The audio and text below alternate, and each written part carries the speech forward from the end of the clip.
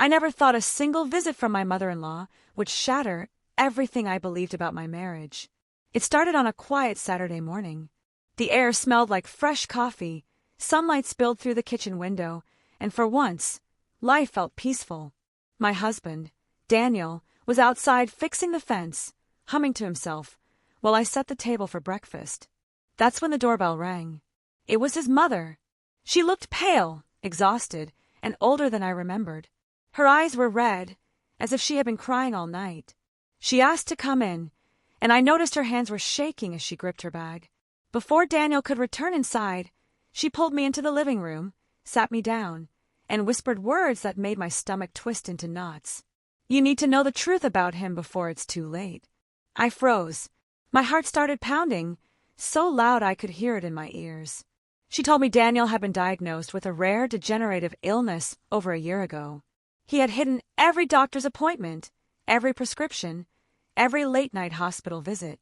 He had been planning to carry this burden alone, keeping it secret, so I could go on believing everything was fine, until his body gave out.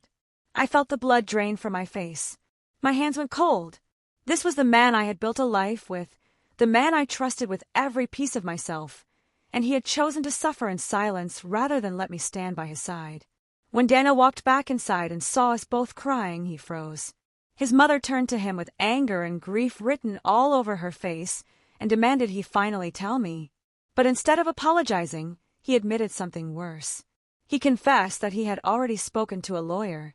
He was drafting divorce papers. His plan was to manufacture some big fight, make me hate him enough to leave, so that when his body began to fail, I wouldn't have to watch it happen. I wouldn't waste my life on a dying man. I couldn't breathe. I felt sick, furious, heartbroken all at once. I told him divorce wouldn't protect me, it would destroy me.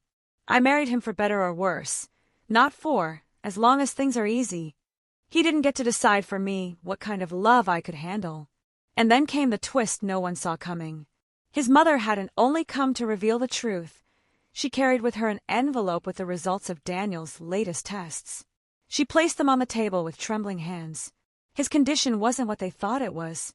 There had been a mistake. The new scans showed it wasn't terminal after all. Treatable, yes. Difficult, yes. But not a death sentence. Daniel collapsed into tears, his body shaking as the weight of months of fear, lies, and secrecy poured out of him. He had lived like a ghost, building lies upon lies to protect me, only to realize the pain he caused was worse than the truth itself. Now we're in therapy, trying to rebuild trust. Some days I wake up angry, wondering why he thought so little of me that he believed I couldn't handle the truth.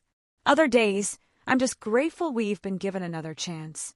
But one thing I'll never forget is this: the cruelest thing he ever did wasn't keeping the diagnosis secret. It was assuming I'd rather live without him than fight beside him. And that assumption nearly broke us.